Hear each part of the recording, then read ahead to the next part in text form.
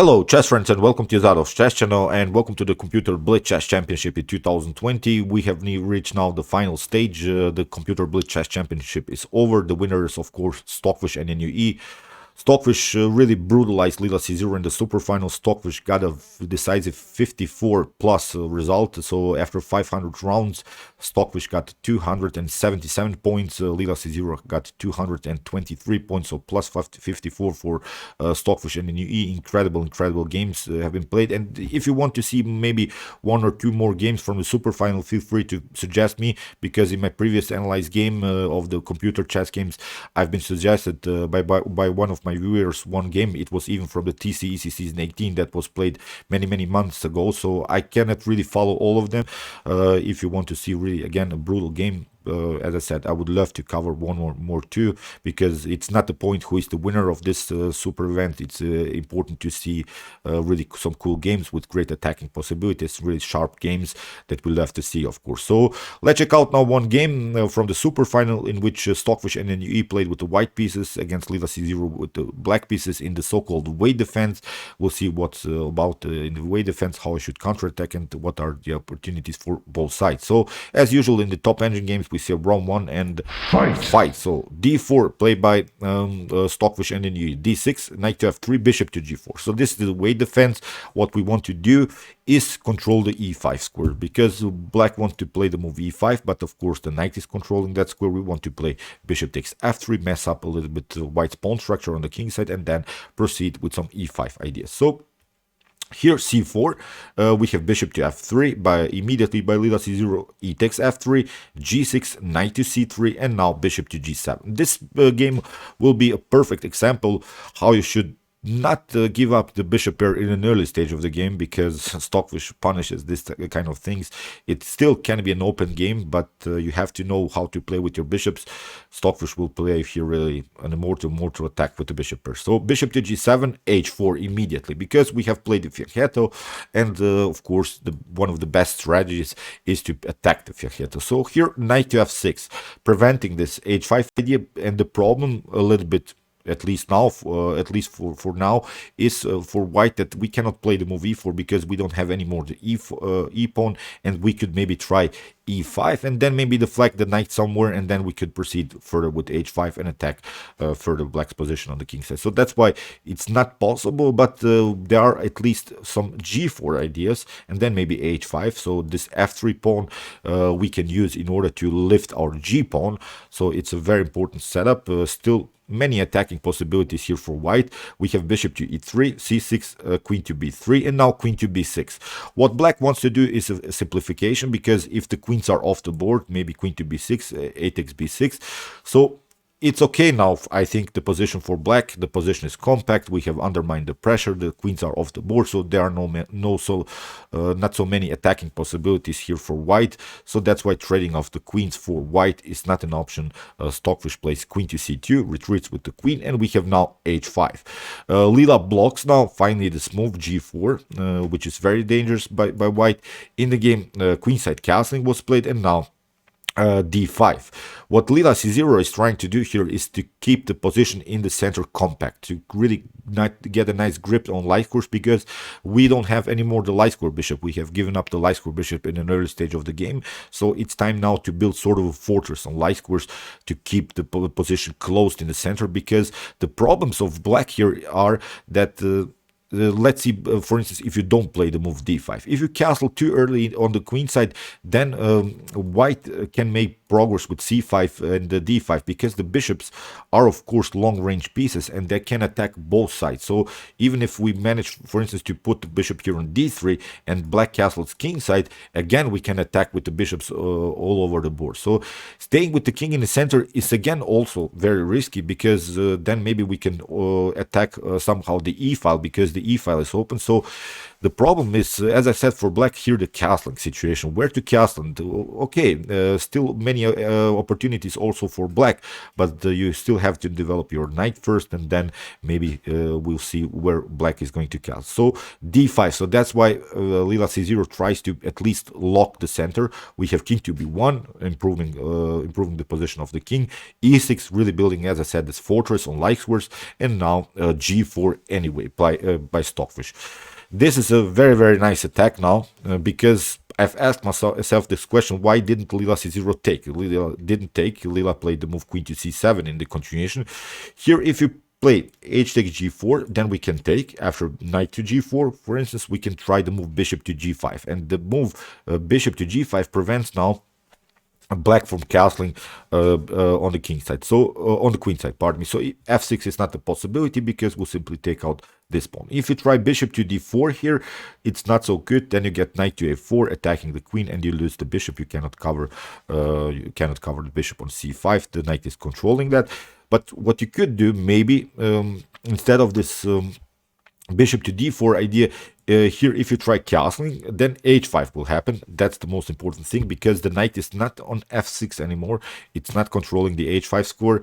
So here maybe black could try king to f8, but still bishop to h3 can happen, knight to f6, and now rook to e1. Look at this attacking formation that white can build. This wasn't played in the game, but I really wanted to see why didn't Leela c0 take the pawn on g4. Here after the move rook to e1, let's see, maybe knight to d7. It seems to me like a natural move because we're getting another defender into the game. Now there are some tactical shots possible. Bishop to e6 is here a nice continuation after f takes e6, rook to e6, and maybe something like king to f7 attacking the rook. The problem is now after c takes d5, you cannot take with the knight or with the pawn because the rook is attacking the queen here on b6. The rook is on the same rank here. You could maybe try something like maybe rook to from a to e8, but then we can take, I think, bishop to f6, maybe something like, I don't know, maybe knight to f6, but now you risk rook to g1, and I'm not seeing good ways how to defend this one. It's very risky here. So as I said, this is really a messed up position if you try to defend this like this. So king to f8 also very risky here. So that's why in the game Leela c0 didn't take the pawn on g4. Leela tried queen to c7 to regroup, and we have now rook to c1, getting the rook on the same file like the queen. There are maybe some discovered attack possibilities here on that square. Castling finally, and now knight to e2. This is a very natural idea because we want to maneuver our knight to g3, where we can attack the h5 pawn. It's very important now to split open the position in front of black's king. We want to open the files, open diagonals.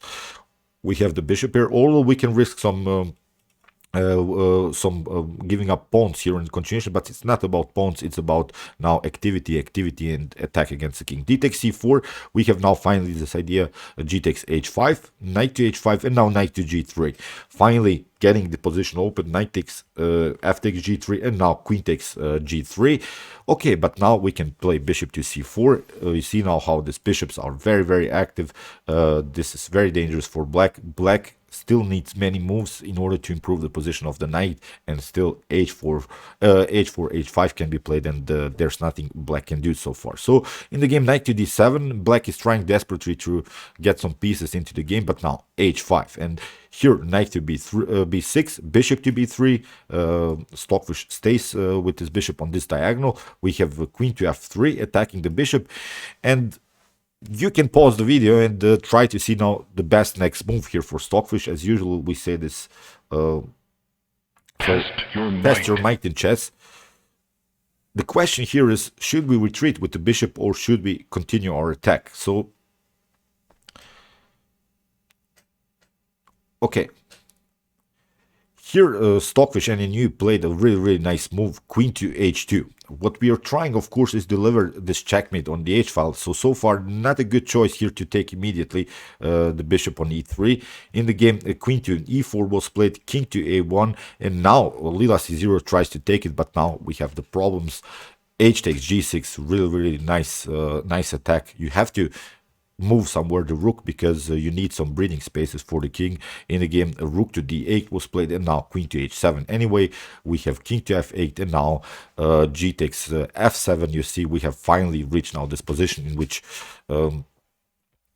we have opened the position in front of the king. We're threatening also queen to g8. In the game, bishop to d4 was played by Leela c0, and now rook to e1 attacking the queen.